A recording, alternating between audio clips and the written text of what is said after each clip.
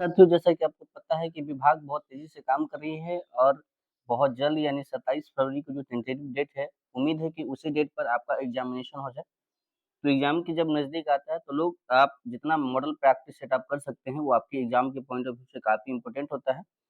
तो important question के series में हम साइंस के मॉडल सेट यानी 20 क्वेश्चन का मॉडल सेट पहला लेके आपके सामने आ गए हैं और देखेंगे इसमें किस टाइप के क्वेश्चन पूछे गए हैं और आप भी अपने जगह पे इस क्वेश्चन का जवाब देने का प्रयास करेंगे।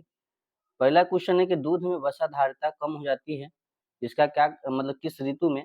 तो ग्रीष्म ऋतु में हो जाती है, क्योंकि ग्रीष्म ऋतु में आपको लगातार जो है तापमान यानी हीट में वृद्धि से गाय के दूध में वसा धारिता कम हो जाती है।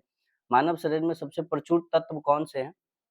तो ये मानव शरीर में जो है 99% जो द्रव्यमान है 6 तत्वों में पाया जाता है, जिसमें oxygen, carbon, hydrogen, nitrogen, calcium और फास्फोरस से बना है, जिसमें से 0.85% हिस्सा 5 अन्य तत्वों में है और जो सबसे ज़्यादा मात्रा में पाया जाता है वो हमारा ऑक्सीजन है, इसलिए इसका करेक्ट आंसर डी हो जाएगा। प्रति 24 घंटों में एक वयस्क के शरीर में उत्पन्न होने वाले मूत्र की मात्रा कितनी होती है? ये यानी वयस्क बोलते हैं 18 साल से ऊपर वाले को, तो 18 साल से ऊपर वाले मनुष्य के शरीर में प्रति घंटा जो मूत्र है यानी पेशाब है वो कितने मात्रा में होता है? तो इसका आंसर हो जाएगा आपका 1.5 लीटर यानी 1.5 लीटर हर घंटे बनता है मानव के शरीर में मूत्र। यदि वायुमंडल ना होता तो दिन की लंबाई कितनी हो जाती? तो ये आपकी हो जाती 4 मिनट कम हो जाती यदि दिन नहीं होता तो। तो इसका आंसर है कि कम हो जाती। टेप रिकॉर्डर में प्रयुक्त प्लास्टिक टेपों पर जिस पदार्थ का लेप होता है वह किसका बना होता है? वो आपके फेरिक ऑक्साइड या आयरन ऑक्साइड का बना होता है। तो आपका ऑप्शन क्या है?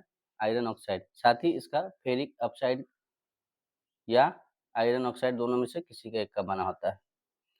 निकटतम सितारे सूर्य के अतिरिक्त से प्रकाश पृथ्वी तक पहुंचता है आपके कितने टाइम में लगता है? तो ये 4.2 ईयर्स लगता है, यानी 4 साल 2 महीने का समय लगता है।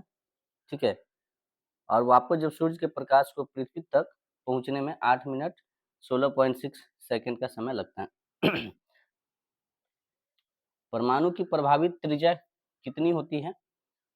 तो इनकी जो है 10 to the power -10 degree power होता है आपके परमाणु की प्रभावी। रेडियो कार्बन तिथि निर्धारित विधि का प्रयोग होता है किसमें? तो इसके आंसर हम देख तो इसका आंसर हो जाएगा आपको भवन जीवाश्मों की आयु का पता चल लगाने में होता है। उसके बाद अगला क्वेश्चन है ब्राई ब्रांकाइटिस एक रोग है ना, जो किसमें होता है? तो ये आपके हो जाते हैं फेफड़ा से संबंधित एक रोग है ब्रांकाइटिस।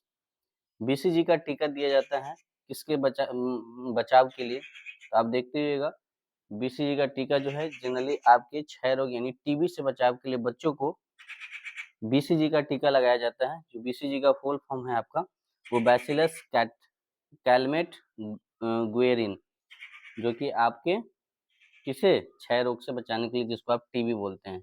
सबसे तेज गति से फैलने वाली बीमारी इसमें से कौन से हैं? तो वो आपके मलेरिया हैं, जो कि सबसे तेज गति से फैलता है।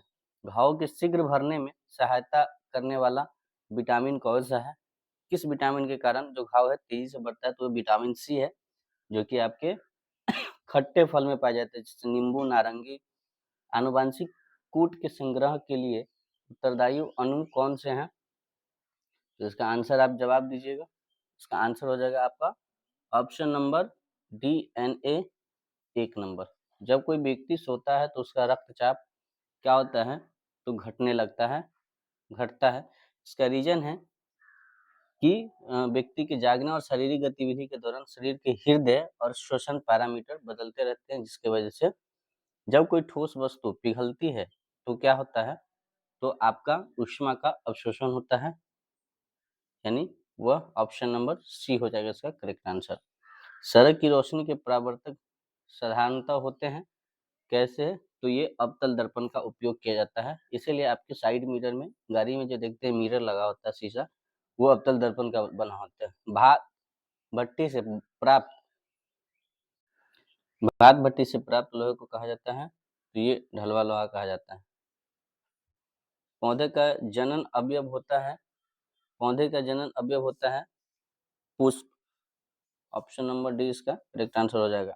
डैश वायु प्रदूषण संकेतक पौधे हैं, इसका करेक्ट आंसर हो जाएगा आपके लाइकेन। लाइकेन जो है आपके वायु प्रदूषण संकेतक पौधे। किसी वस्तु का द्रव्यमान 20 किलोमीटर है, ये वजन बराबर है किसके? तो ये हो जाएगा आपके 196 इंटू 10⁵ डाइन। इसका फॉर्मूला होता है एम, यानी वस्तु का द्रव्यमान हो गया 20 केजी, वेट mg में होता है, और 20 गुने 1 केजी बराबर होता है 9.8 n यानी न्यूटन। जब इसको आप कैलकुलेट करेंगे तो ये 196 न्यूटन देगा, ठीक है। इसलिए इसका करेक्ट आंसर हो जाएगा 196 इंटू 10⁵ डाइन। तो ये रहे आपके 20 मॉडल प्रैक्टिस सेट। कैसा लगा ये क्वेश्चन, और आपके कितने क्वेश्चन सही हुए कमेंट में जरूर करिएगा।